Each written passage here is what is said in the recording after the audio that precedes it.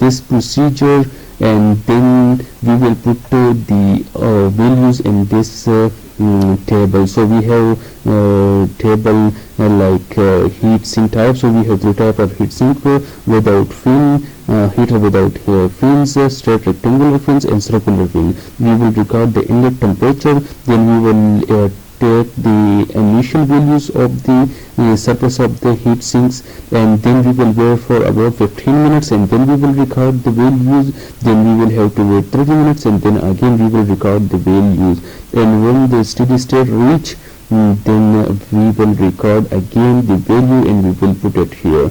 So when we do all this procedure, you will get a graph like this. This is basically a dummy graph. We don't have values here to make a graph from it, but this is a dummy graph, and this is basically shows the trend of these three heat sinks. So for without fin, the temperature will rise drastically till the steady state, and after the steady state the temperature will be constant. So as you see here, that the without fin, the temperature is increasing very drastically, and it is reached about 103 degrees C temperature. And when we go into the other two heat sinks like straight rectangular fins and circular fins, again we can see that the surface temperature of the heat sinks are comparatively very low in these two heat sinks because of the extended surfaces. When we incorporate the extended surfaces, it means that we increasing the surface area of the heat sink. So this is because of the if we look at to the equation, so we have again in the equation the area factor area. So if we increase the area, so it will basically increase the heat transfer rate of the system. So you can see these two trend lines here, the straight rectangular fins and the circular fin. And if we compare these two trend line of the straight and circular fin, you can see that for the circular fin the temperature is lower. This is because the circular fin have maximum contact. Basically I'm using a Bending software which is unregistered, and it has a limit of 10 minutes. So after 10 minutes it stopped by itself. So basically I will record my videos in 10 minutes of duration, and then I will rename it with part 1, part 2 and part 3. So basically we were talking about the graphs. So again I told you that we have no calculation for the experiments. So we will do it after, inshallah, after the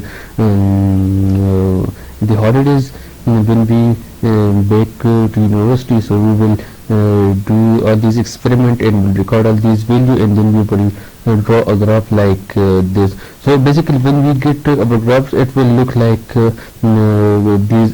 this graph. So we have without fins heater. So because there are no fins on the heater, so the minimum heat is transferred to the air. So we can see that here the temperature is rise drastically, and we have maximum temperature for the heater without fin. For straight rectangular fin and circular fin, we have minimum temperature. This is because of the extended surfaces of the heat sink. When we introduce extended surface area, basically it increases the contact area between the heat sink and the air. So the maximum heat is transferred to the air, which basically reduces the temperature of the heat sink. So again, if we compare these two heat sinks, the one with a rectangular fin and with the third one is with the circular fin. So again, the circular fin have maximum contact area when compared to the straight rectangular fin. So the circular fin basically dissipate maximum heat energy to the ambient temperature, and here we get minimum temperature for the heat sink with circular fins. Okay, I'm providing you with the link. So here is the YouTube link. You can also go to the YouTube through this link, and you can basically watch the whole video for this experimentation. So we will basically carry out the experimentation when we get back to university. So for the time being, you can watch the whole video for the experimentation step by step here in using this link. So basically I will press the video link directly into the Google Classroom so that you can get to the video by simple click.